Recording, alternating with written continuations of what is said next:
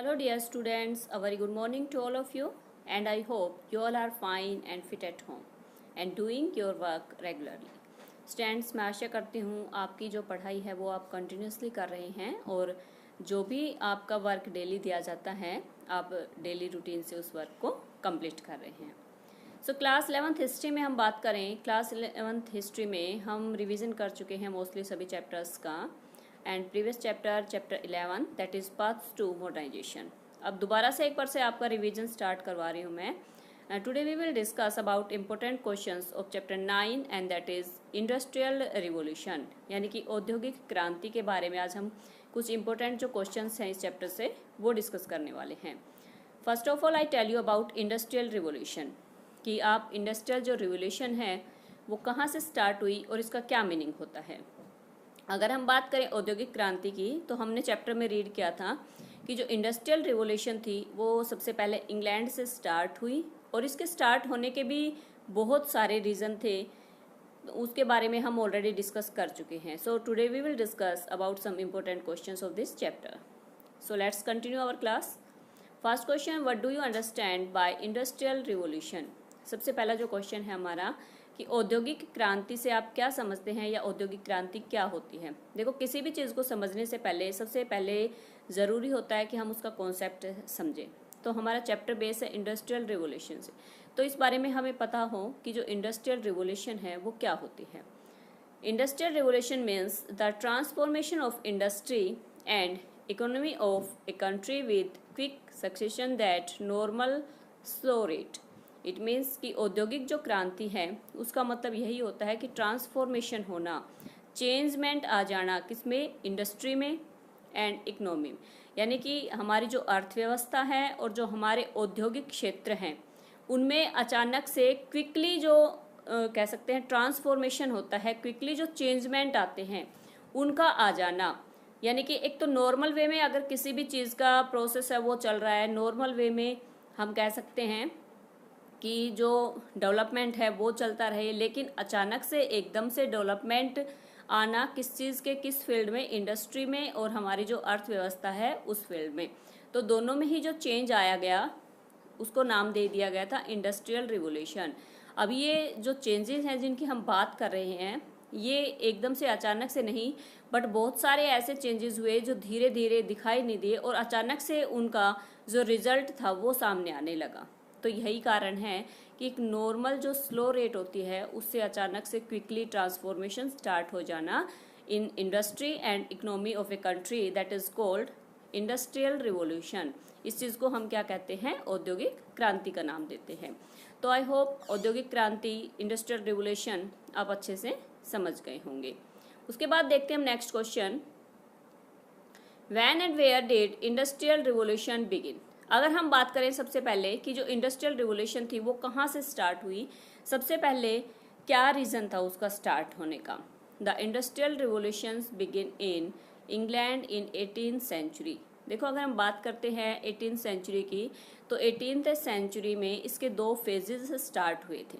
एक सबसे जो स्टार्टिंग का जो फेज था इंडस्ट्रियल रिवोल्यूशन का, उसमें क्या हुआ था कि जो इसमें इस टाइप का हम मान सकते हैं कि जैसे कोयला हो गया, स्टीम इंजन वगैरह हो गए, साथ में जो कॉटन वगैरह की इंडस्ट्री थी उनमें जो डेवलपमेंट हुए।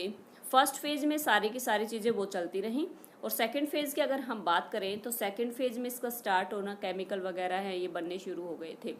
तो 18th सेंचुरी में इंग्लैंड से जो इंडस्ट्रियल रिवोल्यूशन स्टार्ट हुई, धीरे धीरे जो बाकी कंट्रीज़ थे उनमें स्प्रेड हुई और साथ में बहुत सारे चेंजेस इंडस्ट्री के अंदर देखने को मिले इस रिवोल्यूशन के कारण। अब रिवोल्यूशन आने का कारण क्या था, लोगों में जागरूकता आती जा रही थी, कहीं ना कहीं बहुत सारे इन्वेंशन कर रहे थे लोग, उनकी रुचि थी, जो अभिरुचियाँ थी वो सारी की सारी जागृत हो रही थी इस डायरेक्शन में। बहुत सारी इंडस्ट्रीज़ के फील्ड में ऐसी प्रॉब्लम्स थी कि जिनका कहीं ना कहीं सॉल्यूशन किया जाना बहुत ज़्यादा नेसेसरी हो गया था। तो इसी कारण से जो इन्वेंशन हुए, जो खोजें हुई और जिन्होंने हेल्प की इंडस्ट्रियल रिवोल्यूशन में, या कह सकते हैं इंडस्ट्रीज में, उसके डेवलपमेंट में, उसके जो भी वहाँ पर प्रोडक्शन हो रहा था उसको बढ़ाने में हेल्प की, इस सारी चीज़ों को नाम दे दिया गया था इंडस्ट्रियल रिवॉल्यूशन का।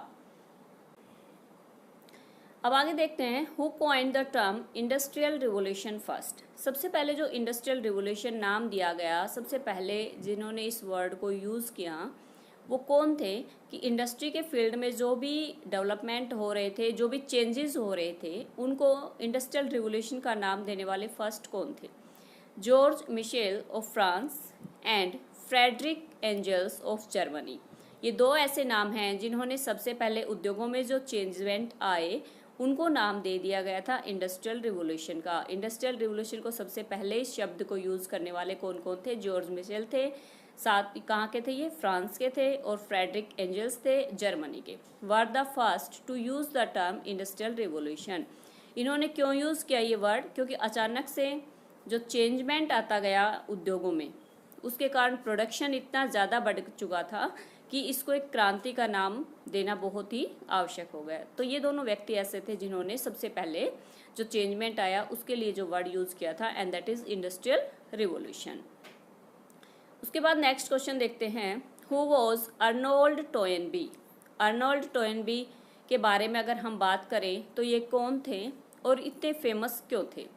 Arnold Toynbee was a well known philosopher and economist. He wrote a book names lectures on the industrial revolution in England. सबसे पहले हम बात करते हैं अर्नोल्ड टोयनबी के बारे में कि ये कौन थे। ये एक फिलोसफर थे, एक दार्शनिक थे, और एक इकोनॉमिक्स, एक अर्थशास्त्री थे। अब फिलोसफर हैं, उन्होंने एक बुक लिखी। इकोनॉमिस्ट हैं, किसके ऊपर बुक लिखी? तो उन्होंने अर्थव्यवस्था के ऊपर बुक लिखी। ही wrote a book named lectures on the industrial revolution in England. It means कि इंग्लैंड में जो औद्योगिक क्रांति आई थी उसके ऊपर एक लेक्चर्स इनके द्वारा दिया गया। इसको बुक का नाम भी इन्होंने क्या रखा? Lectures on the industrial revolution in England. तो ये जो बुक आती है, इसके राइटर का अगर नाम आता है तो इसके राइटर कौन थे? अर्नोल्ड टोयनबी। या चेंज होकर आता है कि अर्नोल्ड टोयनबी की जो लिखी हुई फेमस बुक है, and that is lectures on the industrial revolution in England. तो अर्नोल्ड टोयनबी के बारे में अगर हम बात करें तो इन्होंने इंग्लैंड की अर्थव्यवस्था के बारे में इतना ज़्यादा इन्होंने चेंजमेंट जो महसूस किया उसको एक पूरी की पूरी बुक उसके ऊपर इन्होंने राइट की थी। और ये जो बुक इनके लिखी हुई थी ये इतनी ज़्यादा फेमस बुक हो चुकी थी। साथ में इन्होंने ये जो अर्थव्यवस्था थी ब्रिटेन की, इंग्लैंड की, उसके ऊपर भी बहुत ज़्यादा काम किया था। तो ये एक ऐसे अर्थशास्त्री थी जो इंग्लैंड के थे, साथ में ये फिलोसफर भी थे, और इन्होंने अर्थव्यवस्था के लिए बहुत अच्छा काम किया। और साथ में इन्होंने जो चेंजमेंट आए थे इंडस्ट्रीज़ में इंग्लैंड में, उसके ऊपर एक पूरी की पूरी बुक भी लिखी थी। अब हम बात कर रहे थे इसमें इंडस्ट्रियल रिवॉल्यूशन की, तो कहीं ना कहीं हम इस चीज़ को देखते हैं कि जो इंडस्ट्रियल रिवॉल्यूशन है वो कहीं ना कहीं कनेक्ट होती है हमारी एग्रीकल्चर से, यानी कि कृषि से कहीं ना कहीं रिलेट करते हैं। सारे के सारे जो कह सकते हैं जिसका बेस होता है किसी भी इंडस्ट्री का, वो होता है एग्रीकल्चर। तो एग्रीकल्चर रिवॉल्यूशन भी आई थी इंग्लैंड में, और उसके बारे में अगर हम बात करें कि एग्रीकल्चर रिवॉल्यूशन इंग्लैंड में आई उसका क्या मीनिंग है। अब इससे पहले हम बात कर रहे थे इंडस्ट्रियल रिवॉल्यूशन का, तो हम यहाँ पर दोनों ही चीज़ों को कोरिलेट करते हैं, that is agriculture revolution and industry revolution. तो ये दोनों ही एक दूसरे के पूरक हैं। इंडस्ट्री जब उद्योगों में चेंजमेंट आया अचानक से, और एग्रीकल्चर जब कृषि के क्षेत्र में अचानक से परिवर्तन स्टार्ट हो गया। अब कृषि के क्षेत्र में जो परिवर्तन है वो किस कारण से स्टार्ट होगा? जब खेती के लिए जो भी टूल्स वगैरह है, जो सीड्स वगैरह हैं, जो भी केमिकल्स वगैरह उसमें यूज़ होते हैं, जिसके कारण बहुत ज़्यादा जो पैदावार होती है, जो प्रोडक्शन होता है एग्रीकल्चर में, वो अचानक से बढ़ गया। तो उसको क्या नाम दे दिया गया? Agriculture revolution. तो हम सबसे फर्स्ट इसमें देखेंगे कि what do you mean by agriculture revolution in England. दोनों ही जो क्रांति के बारे में हम बात करें, दोनों ही रिवॉल्यूशन के बारे में हम बात करें, तो सबसे पहले दोनों ही कहाँ से स्टार्ट हुई थी? ब्रिटेन से। It was related to the promotion of agrarian economy और कंट्री साइड डेवलपमेंट। अगर हम एग्रीकल्चर रिवॉल्यूशन की बात करें तो ये कहीं ना कहीं एग्रीकल्चर कृषि से जुड़ी हुई अर्थव्यवस्था से रिलेटेड है, और साथ में जो कंट्री साइड डेवलपमेंट था, जो देहाती जो विकास था, उससे रिलेटेड है। क्योंकि एग्रीकल्चर का जो मोस्टली काम होता है वो कहाँ पर होता है? गाँव में होता है। और दोनों ही चीज़ें हम देख सकते हैं कि जब खेती के क्षेत्र में जब पैदावार बहुत ज़्यादा होने लगेगी और अचानक से प्रोडक्शन बढ़ जाता है तो उसको नाम दे दिया गया था एग्रीकल्चर रिवॉल्यूशन का। और ये स्टार्ट कहाँ से हुई थी? ये स्टार्ट हुई थी सबसे पहले इंग्लैंड से। अब उसके बाद हम देखते हैं इसमें कि what was the effect of agriculture revolution, कि कहीं ना कहीं इफेक्ट पड़ेंगे एग्रीकल्चर रिवॉल्यूशन के और इसके क्या प्रभाव पड़े थे। Due to the new scientific methods and the use of machines agriculture productions highly increased, यानी कि इसके कारण जो साइंटिफिक मेथड्स थी, खेती करने के जो वैज्ञानिक तरीके थे, वो नए नए तरीके सामने आए। साथ में नई नई मशीनों का यूज़ किया जाने लगा। एग्रीकल्चर जो प्रोडक्शन था वो अचानक से बहुत ज़्यादा ही बढ़ गया था। तो ये सारे के सारे इफेक्ट थे एग्रीकल्चर रिवॉल्यूशन के। अब एग्रीकल्चर रिवॉल्यूशन के बारे में अगर हम बात करें तो इसमें मेनली जो ये रिवॉल्यूशन थी वो किस कारण से आई, क्योंकि जो बड़े बड़े कृषि के जो उपकरण थे, टूल्स वगैरह थे, उनका प्रोडक्शन हुआ, उनका इन्वेंशन हुआ, जिससे कि एग्रीकल्चर में बहुत ज़्यादा हेल्प मिली। साथ में इरिगेशन के, सिंचाई के जो साधन थे उनका बहुत अच्छा विकास हुआ। साथ में जो HYV सीड्स थे, यानी कि ऐसे उन्नत किस्म के जो बीज वगैरह थे, उनके प्रयोग से जो एग्रीकल्चर में जो डेवलपमेंट हो रहा था, जो प्रोडक्शन में जो इंक्रीजमेंट हो रहा था, वो सारे की सारी चीज़ें किसके लिए सहायक सिद्ध हुई? एग्रीकल्चर रिवॉल्यूशन के लिए। तो अलग अलग साइंटिफिक मेथड्स यूज़ किए गए, बड़ी बड़ी मशीनों का यूज़ किया गया।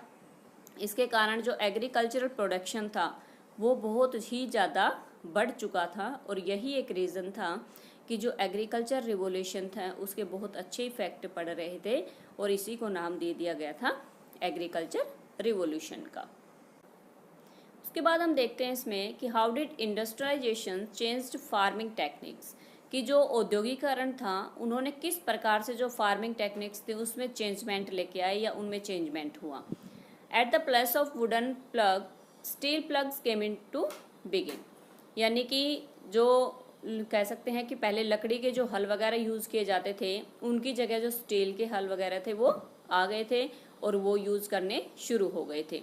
For sowing seeds mechanical drills came in to existence, साथ में जो उन्नत किस्म के बीज थे, जो मैकेनिकल ड्रिल वगैरह थी वो भी यूज़ में होने लगी थी। For harvesting mechanical threshers were used, यानी कि हम इस प्रकार से कह सकते हैं कि जो मशीनें थी वो बहुत ही डेवलप की गई, बहुत अच्छी अच्छी मशीनों का इन्वेंशन हुआ इंडस्ट्रियलाइजेशन के कारण। और औद्योगिकरण जब चल रहा था तो कहीं ना कहीं एक दूसरे के साथ कोरिलेट थे, कहीं ना कहीं हेल्प हो रही थी, चाहे वो फार्मिंग का फील्ड हो, और फार्मिंग किस में हेल्प कर रही थी? इंडस्ट्रियल जो एरियाज थे उनमें हेल्प कर रही थी। तो इस प्रकार हम देख सकते हैं कि जो इंडस्ट्रियल रिवॉल्यूशन है वो सबसे पहले इंग्लैंड से स्टार्ट हुई। साथ में इंग्लैंड से स्टार्ट होने के बाद हम देख सकते हैं इसमें कि हेल्प कर रही है ये फार्मिंग में भी। एग्रीकल्चर रिवॉल्यूशन आई है, उसने हेल्प की इंडस्ट्रियल रिवॉल्यूशन को डेवलप करने में। तो इस प्रकार से दोनों ही एक दूसरे के पूरक हम कह सकते हैं कि औद्योगिक क्रांति दोनों का ही स्टार्टिंग जो टाइम माना जाता है वो स्टार्टिंग कहाँ से हुई थी? इंग्लैंड से हुई थी। तो स्टूडेंट्स, आई होप आज जो क्वेश्चंस मैंने आपको करवाए हैं वो आप अच्छे से क्लियर हो गए होंगे। Okay students, thank you.